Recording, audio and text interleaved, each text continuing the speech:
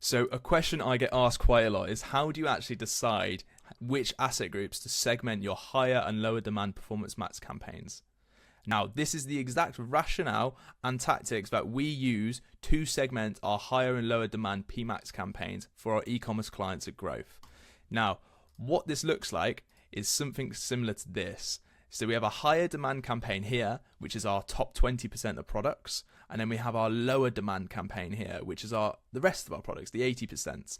Okay, now let me go through exactly how we decided to make this segmentation of asset groups, because you're probably thinking that's quite a lot of asset groups, and it is, but there's rationale and reasoning behind it. And in fact, we introduced this strategy to this client very recently, and this is the results we've been getting so far. So we spent £38,000 this month to generate a 4.55 ROAS and £173,000 of revenue. ROAS is up 16%, cost per conversion is down 24%, and purchase is up 70%. So this works, it's really good, and we use it for every single one of our clients, and I hope you guys can use it too. Now, to start with, the segmentation of your performance max campaigns starts with the foundation strategy. So I've talked about this quite a lot in my videos, which is a higher demand, a lower demand, and a feed-only PMAX campaign. But in this video specifically, we're talking about the higher demand and lower demand PMAX campaigns, because our feed-only are typically more broad, so we don't need to worry about the segmentation here. We kind of just put all the asset groups from here into here, but in a very broad manner. Okay, we have less segmentation in feed-only. Now, let's talk about the core variables that decide what the segmentation is. Number one is budget.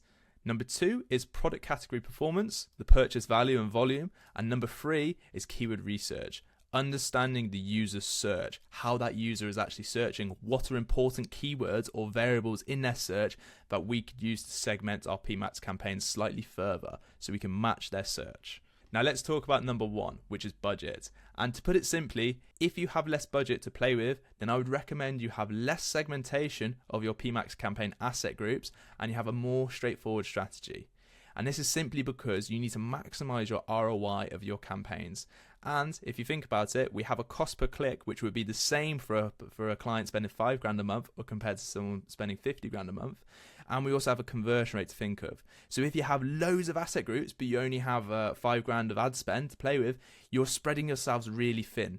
So you need to really think about concentrating your ad spend to the best asset groups possible. So in summary, less budget equals less segmentation, more straightforward strategy. More budget equals more segmentation and a more extensive strategy because you can afford to do so. Now, let's take out the misconception that because you have a more straightforward strategy doesn't mean you'll get less results. This is not the case at all. Sometimes the most straightforward strategy with just the essential segmentation works the best. Okay? Don't make you think you need to have a really intricate, extensive strategy.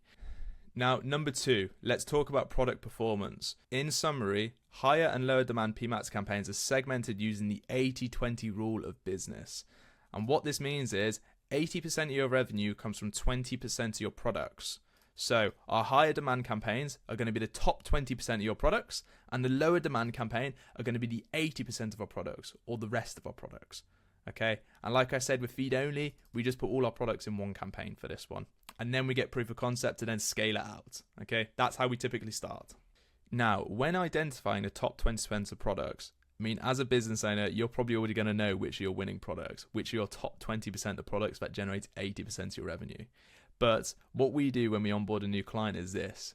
We look in your Shopify data. I'm looking at sales revenue and also sales volume. I'm not just going on sales revenue because if you just have a high RRP, then that could really skew what you think in terms of what the actual search volume is. Sales volume is a really good indicator of search volume. So you need to consider both. So I do that. And I also look at historical data in Google Ads because just because you may have the winning products in Shopify doesn't mean it may perform the best in Google Ads. So you need to consider both. For example, let's go into this client strategy and let's talk about how we actually segmented these campaigns. The higher demand campaign here and the lower demand campaign here. Now, what you're seeing is a huge amount of asset groups here, and you're probably thinking it's a bit too many, but there's actually rationale and reasoning behind it, which I'm going to go into in the core variable 3, which is keyword research. But let's talk about number 2, which is product performance.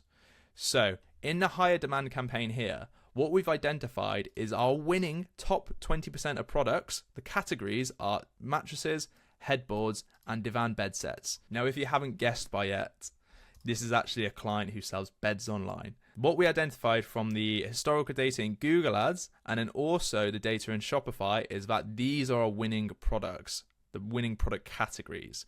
So number 2, where we start off with, is I'm going to throw mattresses here, headboards here, and divan bed sets here. And then in step 3, I'm going to go to do further research to find out what's integral to our user's search. But let's move down into the lower demand campaign. Now, for the rest of the products, this is how we've segmented it. We've segmented it into bed frames, ottoman bed sets and bases, zip and link bed sets and bases, and divan bed bases. So let's go back and just continue with this here. So we've gone over the product performance there. Now, what we actually want to do is some further keyword research. This is where this strategy gets really good, because what you're kind of doing is introducing the methodology of a search campaign into your PMAX campaign. And I really like this because I'm very much a person who enjoys message match. Now, if you don't know what message match is, it is very important to the success of a search campaign. And what that means is making sure your keyword matches your ad copy in your Google ad and also matches the ad copy in your landing page or the product page. And that's because that increases the ad relevance, because your keyword matches your ad copy, so it's relevant to what the user has searched, and then your final URL, your landing page, matches what your ad copy said in your ads. And that means it's more relevant to the user and they are more likely to convert as a result of this. So it's very important, and that's why we introduce it to our strategies for PMAX campaigns. Because in PMAX campaigns we have ad copy, we have images, and we have videos. And we also have our products in our Google Merchant Center. So there's 4 things there we can match to our user search if we just introduce this thinking and this rationale behind it. Let's look into the keyword research we did for this client. So what we had done, we had split it down into the 80-20 splits in our higher and lower demand campaigns. Now I wanted to do some more further keyword research to find out what's quite important to our user search. And typically, these are 2 very, very obvious ones we like to segment by: color and size. Now for this client, it was size. So let's go back to the strategy and see how we did this. So if I just show, for the example, in the higher demand campaign, we had mattresses. And what we see here, when I was doing my keyword research, is that an integral part to the user search is the size of the mattress, or the size of the bed, or the size of the headboard.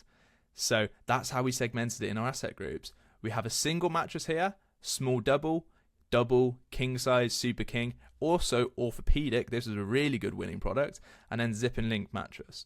Okay, so that's how I've segmented it there. And to repeat, the reason why I've segmented it there is because we can match the user's search with our ad copy, with our images, with our videos, with our search themes as well, and then with the products they're searching for in our Google Merchant Center. So we increase our ad relevance, and we smash the message match, and we increase the likelihood of them converting as a result of this. And that is literally it. Those are the 3 core variables we use to segment our performance max campaigns. Now, you don't want to go too segmented. You don't want to go skags like you would for a search campaign, but you don't want to go too broad. You want to find a nice in-between, and this takes experience to do so. But please use this formula in order to segment your performance max campaigns asset groups moving forward, because it's what we use and it works really, really well. Now, I actually talk at the end of this around scaling once running, and what we do here is we want to start with this foundation strategy, put it in place, but then we want to let the data show to us which are our winning asset groups, what is our winning formula for the approach we use our asset groups, and then we want to scale this winning formula to the moon. Okay, but I've talked about that in my previous video, so make sure to go watch that video, and we talk about the exact sick tactics we use to scale performance max campaigns. Now, I hope you guys liked that video, and if you'd just like to become a client instead of doing it yourself, then please go to the link in the description. You can schedule a discovery call with me, and we can go over exactly how we can help your e-commerce brand achieve better results using Google Ads. All right, thank you guys. I'll see you in the next.